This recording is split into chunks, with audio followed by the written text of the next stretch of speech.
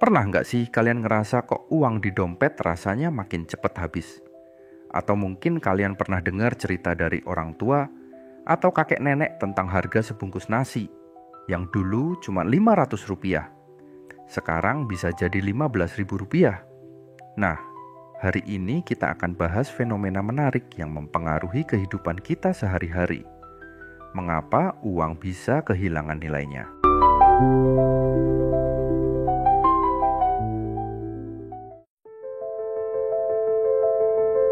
Coba deh kalian bayangkan, dulu waktu masih SD, uang jajan Rp5.000 rasanya sudah cukup banget kan? Bisa beli es krim, gorengan, dan masih ada kembaliannya. Tapi coba bandingkan dengan sekarang. Jangankan buat jajan, buat beli segelas es teh manis aja kadang udah lebih dari Rp5.000.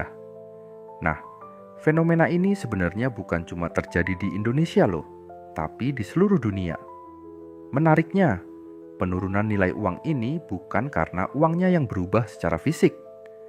Maksud saya, kertas Rp100.000 yang kalian pegang sekarang secara fisik sama persis dengan Rp100.000 tahun lalu. Yang berubah adalah apa yang bisa kalian beli dengan uang tersebut. Tapi kenapa bisa begitu? Mari kita bahas 3 alasan utama yang bikin uang kehilangan nilainya. Saya akan jelaskan dengan contoh yang mudah dipahami dan relevan dengan kehidupan sehari-hari kita. Pertama, kita kenal istilah inflasi. Tapi, tunggu dulu, jangan kabur karena istilah ekonominya. Saya akan jelaskan dengan cara yang simpel. Bayangkan kalian main game online favorit kalian. Di game itu ada item langka yang harganya mahal, karena cuma ada beberapa. Tapi tiba-tiba developer gamenya bikin event yang ngasih item itu ke semua pemain. Apa yang terjadi? Betul, harganya langsung anjlok karena itemnya udah nggak langka lagi. Nah, sama halnya dengan uang. Ketika jumlah uang yang beredar di masyarakat terlalu banyak dibandingkan dengan barang dan jasa yang tersedia, nilai uang itu akan menurun. Ini mirip seperti kalau kalian punya koleksi kartu Pokemon yang langka, terus tiba-tiba pabriknya mencetak jutaan kartu yang sama. Otomatis nilai kartu kalian akan turun kan? Contoh nyatanya begini. Misalkan di sebuah kantin sekolah, biasanya ada 100 siswa yang beli makanan dengan total uang jajan Rp1.000.000.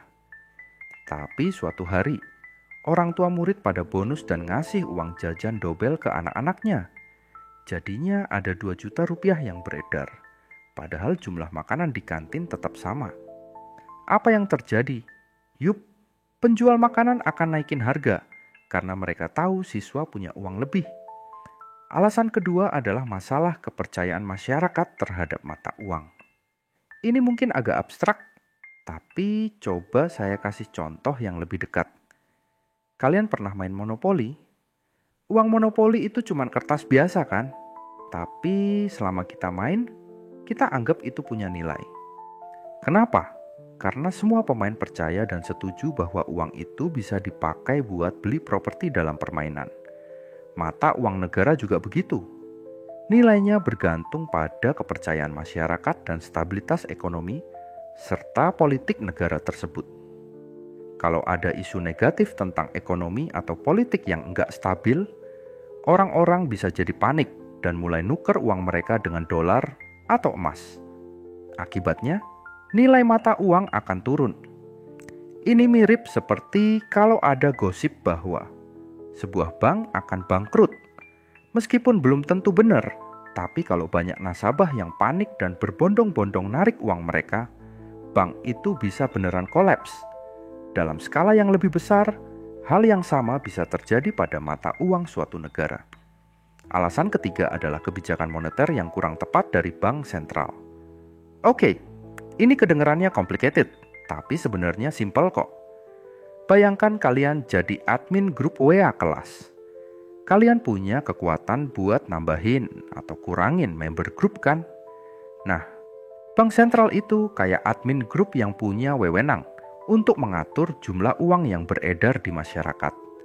Kadang, ketika pemerintah butuh dana lebih, misalnya buat bangun infrastruktur atau tangani pandemi, mereka minta bank sentral untuk mencetak uang baru. Ini seperti kalian yang desperate, butuh uang jajan tambahan, terus malah bikin fotokopian uang.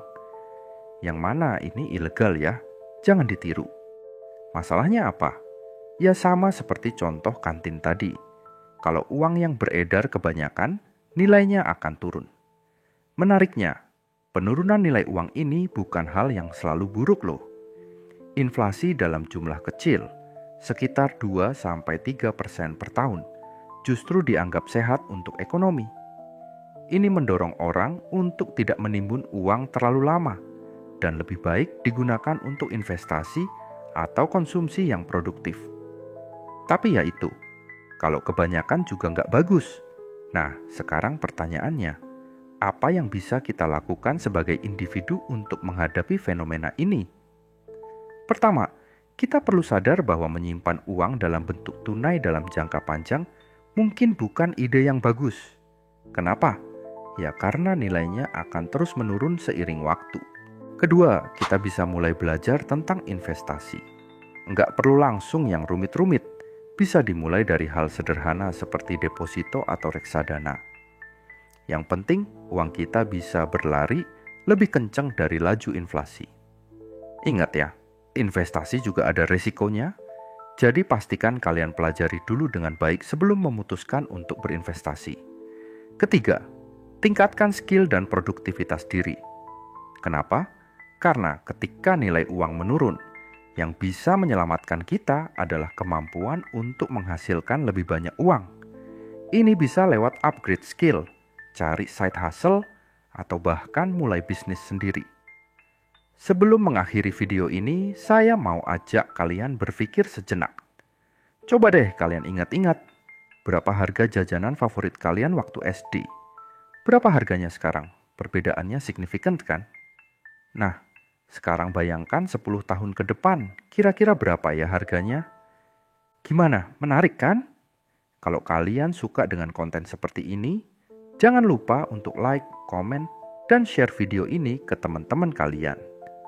Karena seperti kata pepatah, ilmu yang bermanfaat adalah ilmu yang dibagikan. Oh iya, di kolom komentar, yuk cerita pengalaman kalian tentang perubahan harga yang paling berkesan. Mungkin ada yang ingat harga bensin zaman dulu atau harga snack favorite. Saya penasaran nih sama cerita kalian.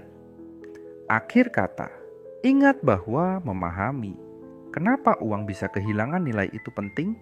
Tapi yang lebih penting adalah bagaimana kita menyikapinya dengan bijak. Karena pada akhirnya, bukan berapa banyak uang yang kita punya, tapi bagaimana kita mengelolanya, yang akan menentukan kesejahteraan finansial kita. Sampai ketemu di video berikutnya.